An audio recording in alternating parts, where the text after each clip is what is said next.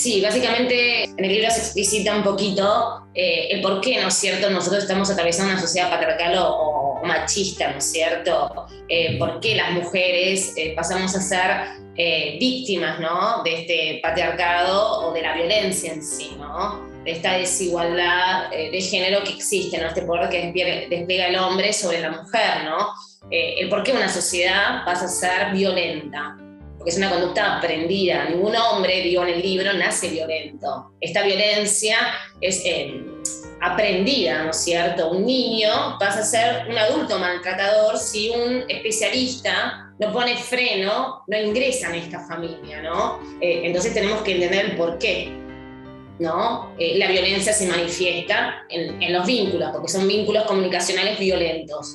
Este adulto maltratador, este violento, creció en una familia donde el vínculo comunicacional fue violento. O sea, para él es natural, es lo que se llama naturalización de la violencia, ¿no? Ve cómo papá y mamá ejercitan violencia en la familia, el modo comunicacional es a través de la violencia, la comunicación es a través de la violencia, entonces, ¿qué va a pasar con este niño? Va a mamar, ¿no es cierto?, toda esta violencia y se va a convertir en un adulto maltratador y una niña puede llegar a ser o víctima o victimaria, ¿no? Depende, pero estadísticamente pasan a ser víctimas del hombre. Entonces, el por qué una sociedad pasa a ser violenta y la mujer queda sotomesa bajo el hombre, ¿no es cierto? Esta desigualdad de paridad, ¿no es cierto? Básicamente.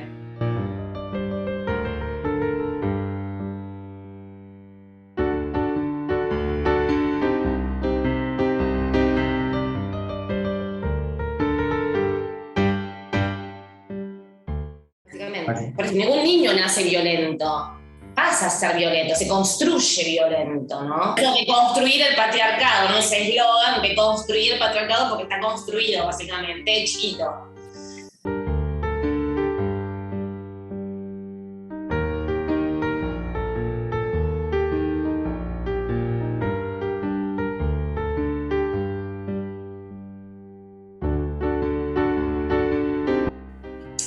Eso, hay a veces un mito instalado en la sociedad, ¿no? De que si una mujer no va a hacer una denuncia con el ojo marcado, ¿no? Antiguamente se decía el ojo en compota, ¿no es cierto? No sufría violencia. Tenemos que tener en cuenta que la violencia tiene distintas aristas. Hasta tenemos la violencia digital, que si bien existe un vacío legal, ¿no?, en nuestra legislación, está presente hoy día, particularmente con los jóvenes, los adolescentes. Entonces, este tipo de violencia a veces hasta está más presente que la violencia física, ¿no? La humillación, la culpabilización, el desprecio, ¿no?, hacia la mujer, que hasta puede llegar a tener, digamos, consecuencias más graves que lo que es la violencia física, ¿no es cierto? Porque pasa a ser como, con el transcurso del tiempo, padecimientos en la salud de la mujer.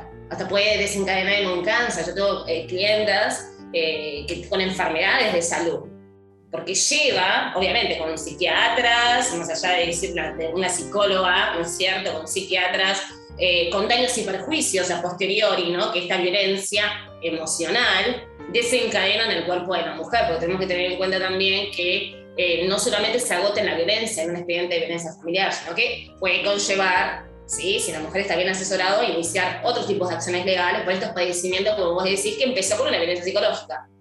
Pero teniendo en cuenta la cronicidad de esta violencia, ¿no es cierto?, cada episodio de la fase, de las 3 fases que tiene la violencia, se intensifica. O sea, esta violencia psicológica a largo plazo, ¿sí?, además de tener las depresiones, los ataques de pánico, muchos de los casos vienen con ataques de pánico, que no pueden ir sola a la calle, entonces vienen acompañadas a la consulta con un familiar directo.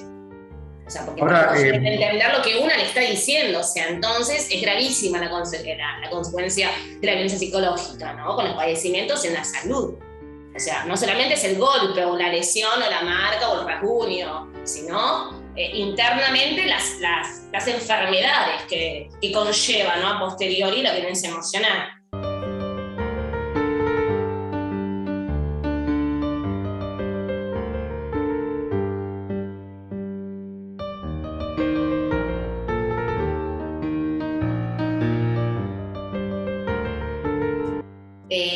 Sí, a ver, la ley de género hace la distinción si una mujer superó la violencia sexual ¿sí? O si son menores de edad, ¿sí? Si bien va una tercera persona a llevar a cabo una denuncia por violencia sexual, va a ser convocada dentro de las 24 horas la mujer a ratificar esa denuncia. Si son menores de edad, tienen que ser efectuadas por los representantes legales, defensor público de menores o profesionales que tomen conocimiento, ¿no es cierto?, de una situación de violencia. Pero la mujer, o sea, por sí sola, en caso de violencia sexual, pero después va a ser llamada a ratificarla. Si en la casa tenemos chicos menores de edad, ahí sí entra en juego la legitimación de otras personas, ¿no es cierto? O adultos mayores también.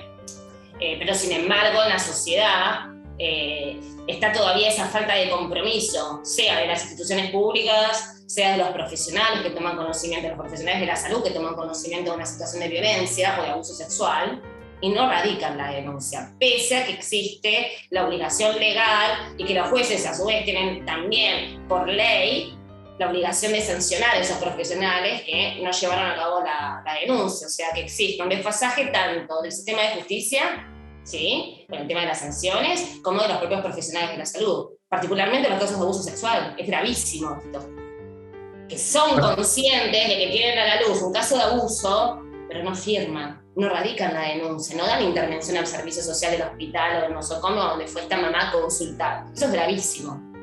Es la falta de compromiso todavía. Todo se habla de la violencia de género, ¿no?, de los niños, pero de parte de la sociedad en sí misma, no. O sea, yo ahí no me meto. O sea, de esas cosas, no, mejor no meterse, ¿no? O sea, existe todavía un trabajo de parte de la sociedad en este tema, no es solo poner el eslogan, sufrir violencia, denunciar, o hay tantos femicidios en la sociedad, en el mundo. Bueno, ¿qué hacemos para erradicar? De parte de todos, me parece, de todas, falta todavía este compromiso. El miedo que existe en las causas de abuso sexual, de los profesionales, de las maestras, de los directores, ¿no?, de levantar un acta cuando están viendo una situación de abuso. De psicólogas también, que tienen como miedo, no sé, de escribir un informe y menos todavía ir a una audiencia, ¿no?, o un juicio oral.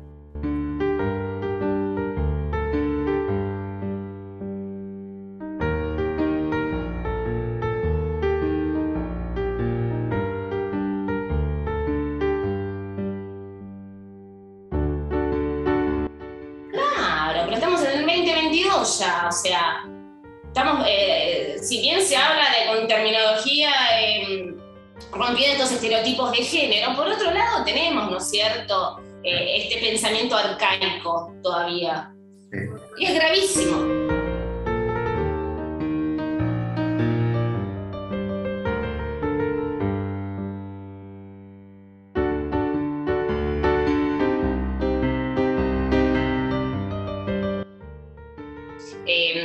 Ahí, digamos, en el capítulo, hay uno de los capítulos que se titula Mi hija víctima, ¿no?, de violencia de género.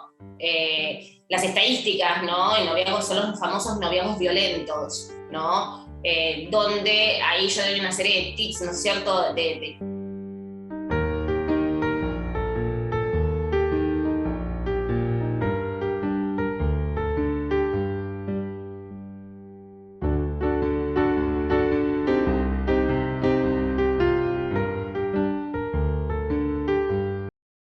Claro, por eso nosotros tenemos que poner el foco en el grupo familiar, en el entorno de ella, a los fines de tratar de evitar esto de la huida, ¿no?, en esta creencia del hombre, del príncipe azul, de su amor. Entonces, entra por casa, digamos, por la educación, desde un primer momento, a los fines de tratar de evitar esto, ¿no?, la escapada de la adolescente que termine muerta. O sea, son estrategias que hay que implementar en el grupo familiar y con esta joven. Estrategias.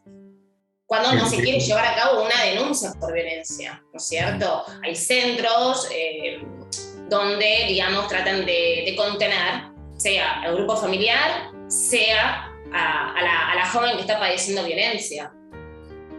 Y si tenemos frente a una menor de edad, la denuncia se puede llevar a cabo de todas formas. Sí.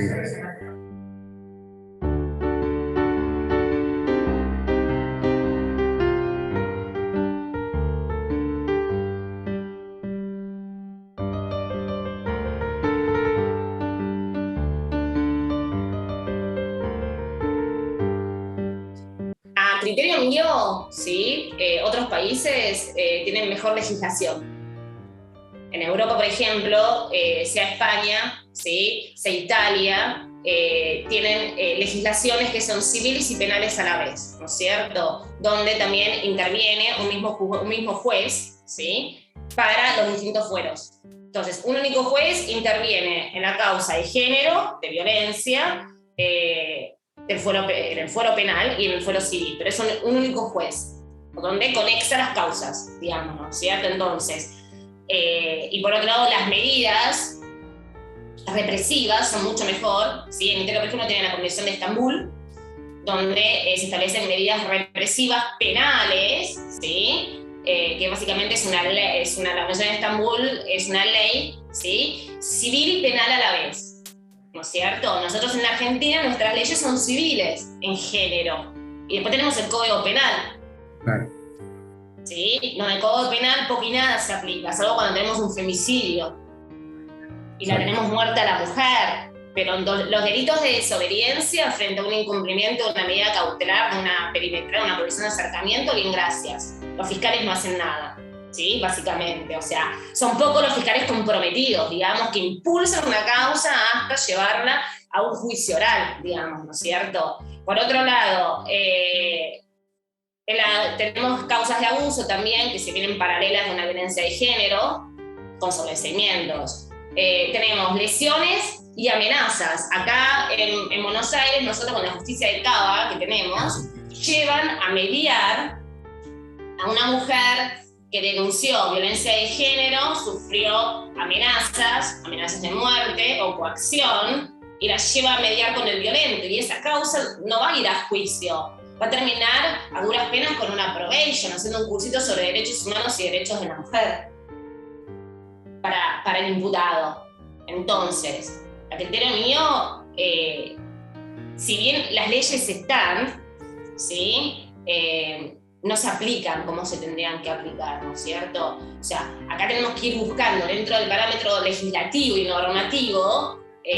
Cuando tenemos una cuestión de género, tenemos que ir buscando, sea en una ley o en el Código Penal, para impulsar un proceso. Hay otras legislaciones que tienen todo junto, aplican todo y son más expeditivas, ¿no es cierto?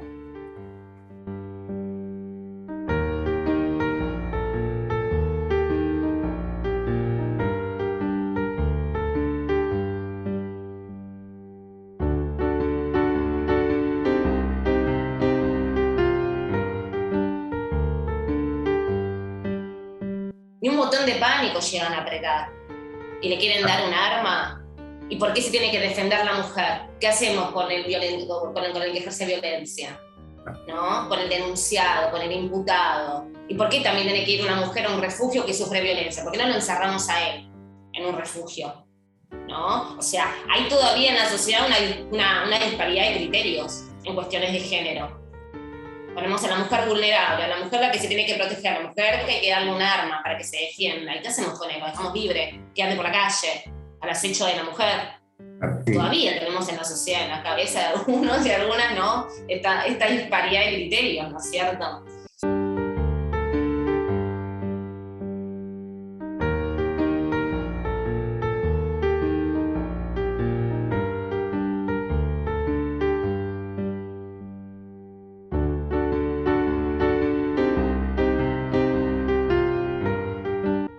Tiene que ver básicamente con la tercera fase del ciclo, esta reconciliación, ¿no? Que existe después de la denuncia, la fase 2 del golpe, la mujer hace la denuncia. Después viene el arrepentimiento, luna de miel prometida, el señor pide perdón, ¿qué hace la mujer? Retira la denuncia. Es esa instancia que van al juzgado a pedir, ¿no es cierto?, esto de archivamos la denuncia, la desistimos.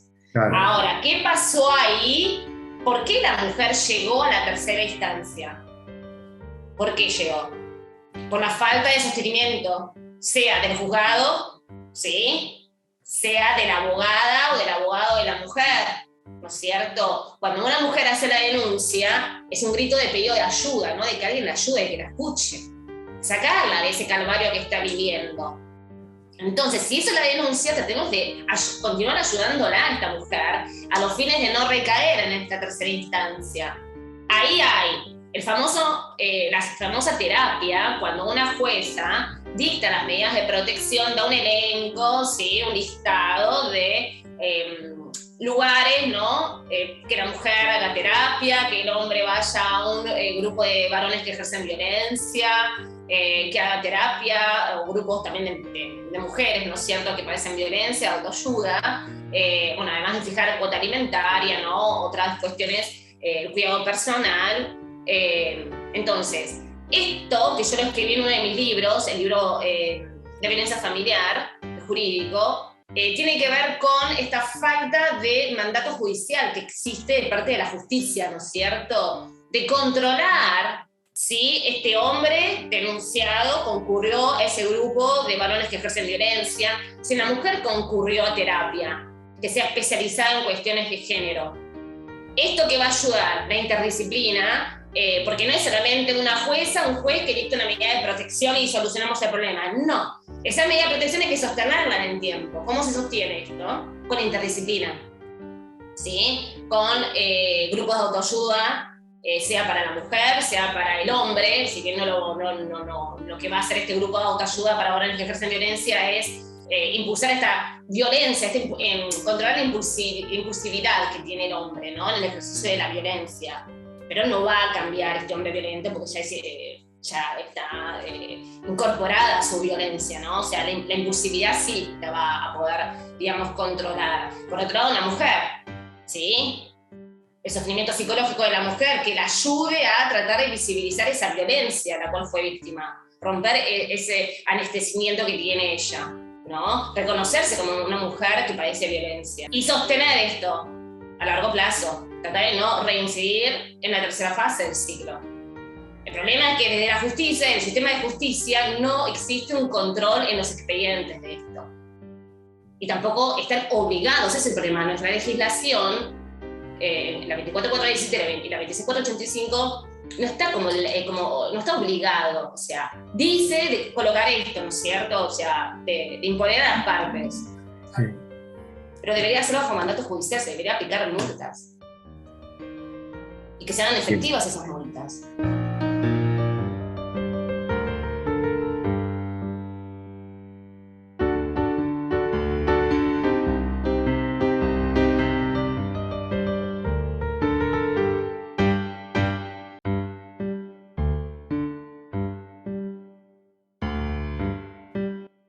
Sí, ese capítulo que mencionas es el de los delitos con una mirada de género, ¿no es cierto? Porque por eso yo siempre agrego, ¿no?, a la experticia en el asesoramiento legal. Porque no solamente uno, digamos, que termina, la violencia no termina con una denuncia y una perimetral y un botón de pánico. No. O sea, en el marco de la violencia, esto que vos iniciaste ya la entrevista con el tema de la violencia psicológica, se configuran distintos tipos de delitos. Llámese las amenazas, ¿sí?, la coacción, el hostigamiento también a posteriori, ¿no? Desencadena distintos delitos, ¿no? La violación, la coacción, las amenazas de muerte, la lesión, el abuso. Entonces, a posteriori, a mi criterio, la mujer debe impulsar, debe querellar, ¿no es cierto?, el violento y llevar una sanción, porque nosotros ¿dónde vamos a obtener el real resultado? Con una condena penal, no con un botón de pánico, una perimetral o una tobillera electrónica, ¿sí? Básicamente eso, pero ahí existe, a mi criterio, un mal asesoramiento de parte de colegas, donde frente a una situación de violencia, listo, hacer la perimetral y ya está, o dejarla en manos de la fiscalía solamente. Porque si la mujer también tiene derecho a impulsar su expediente, a impulsar su causa, a constituirse como parte, como particular damnificada, como querellante, a ofrecer sus pruebas, ¿sí?, e impulsar el proceso, conforme también a sus tiempos, ¿no es cierto?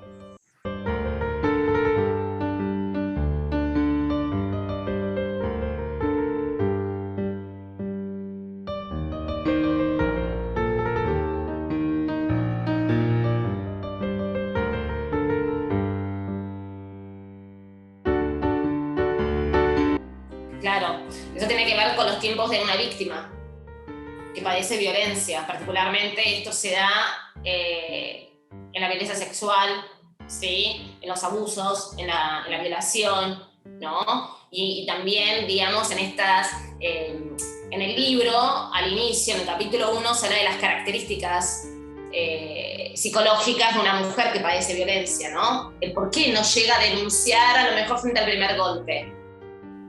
Sí, hay mujeres que no hacen la denuncia, la hacen, como vos decís, mucho después. Hay matrimonios que la hacen después a los 30 años de matrimonio, la mujer, frente a los padecimientos constantes de violencia, por estas características emotivas, ¿sí?, que llevan a la mujer a no denunciar, el famoso mito. ¿Por qué no denunció antes? El libro hablaba de los mitos, ¿no es cierto? ¿Por qué no denunció? Le gusta que le peguen, claro, ¿no?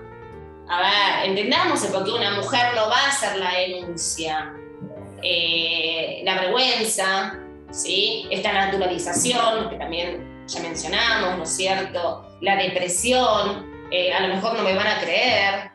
O sea, hay un montón de características psicológicas que llevan a una mujer a no denunciar.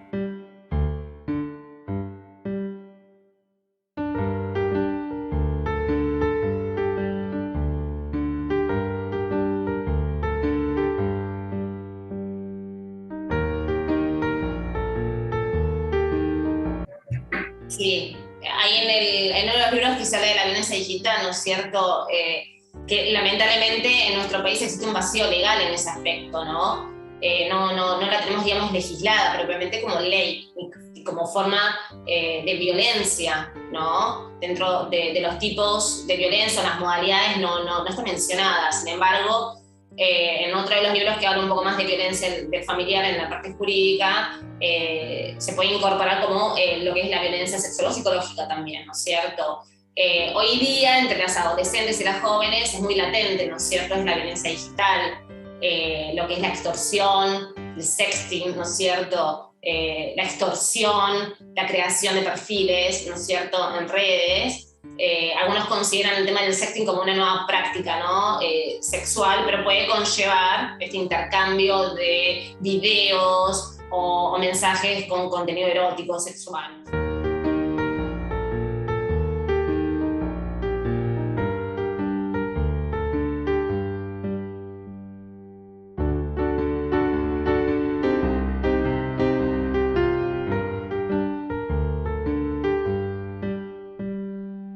Sí, hay doctrina que no la considera como porno venganza, o sea, esa terminología. O sea, existe en los medios, ¿no es cierto?, el tema de la porno venganza.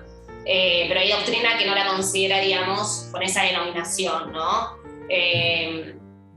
Tenemos que tener en cuenta que el acoso en línea, ¿sí?, existe, ¿no?, en las redes sociales, este envío, digamos, de materiales pornográficos, el acoso de mujeres en línea, particularmente una de las redes sociales que más sucede es en Twitter, ¿no es cierto?, estos acosadores que existen, ¿no? Y por otro lado, este intercambio, ¿no es cierto?, de a lo mejor material erótico, ¿sí?, puede conllevar a consecuencias graves. Por eso yo siempre digo, ¿no es cierto?, el hecho de estar atentas con este intercambio de materiales, con quién, tema de grabaciones y demás, en cuestiones íntimas, también en relaciones íntimas, en relaciones afectivas, puede conllevar a posteriori, ¿no?, de esta ruptura a una extorsión, ¿sí?, a la viralización de ese contenido con consecuencias fatales hacia la mujer, ¿no es cierto? Hay casos donde la mujer después en la vía pública fue reconocida por otros hombres porque su contenido fue viralizado, ¿sí? También la creación de perfiles falsos, todo eso es violencia digital. O sea, la violencia digital es amplia, digamos, o sea, tiene distintas características. Sin embargo, no existe una ley que regule esto propiamente, ¿no es cierto? En Cava, en Buenos Aires, el Código Contravencional, en uno de sus hay varios artículos, ¿no es cierto?, que la menciona, ¿no es cierto?, el tema de las violencias digitales. Pero saliendo de la Cava y del Código Contravencional, no tenemos una legislación específica. Si hay un proyecto para modificar el Código Penal en ese aspecto, ¿no? A los fines de sancionar penalmente a un acosador en línea, ¿no?, a un violento que ejerce violencia digital. Y poco se habla también de esto, poco.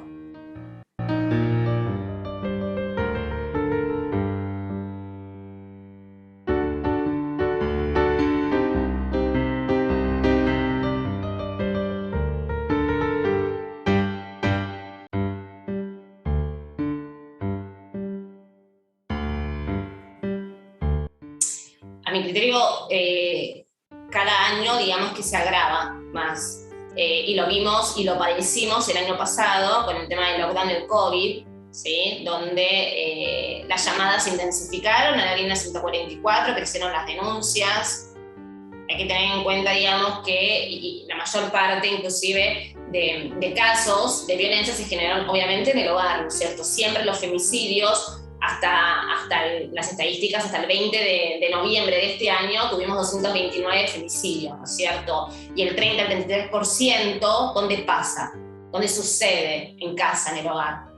Entonces, hay que tener en cuenta, ¿no? ¿Qué hacer con este niño o niña que se está criando en un ambiente violento, ¿no? Esto que comenzamos a decir, ¿no? En el inicio de la entrevista, ¿no? Tenemos que partir desde una educación, ¿sí? A través de vínculos comunicacionales no violentos, en las escuelas, la educación sexual integral es excelente a los fines de ir rompiendo, ¿no? Estos estereotipos y patrones de género, ¿no? Ya que ya vienen instalados en la casa. Entonces, a partir de estas materias empezaron a sacar a la luz situaciones de maltrato intrafamiliar y abusos sexuales, ¿no?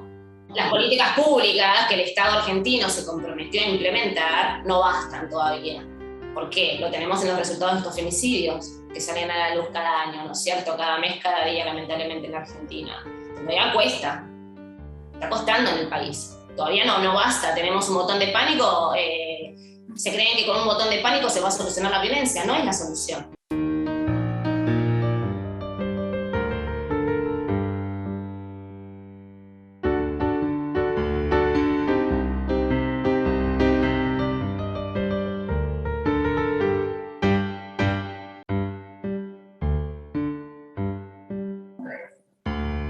¿Qué materia pendiente? Aplicar las leyes como deben aplicarse e intervenir sin estereotipos de género, porque todavía existe, digamos, un machismo importante en los jueces, en las jueces, en los fiscales, con cierta prioridad hacia el hombre y en desventaja hacia la mujer y hacia los niños, que son los grupos vulnerables.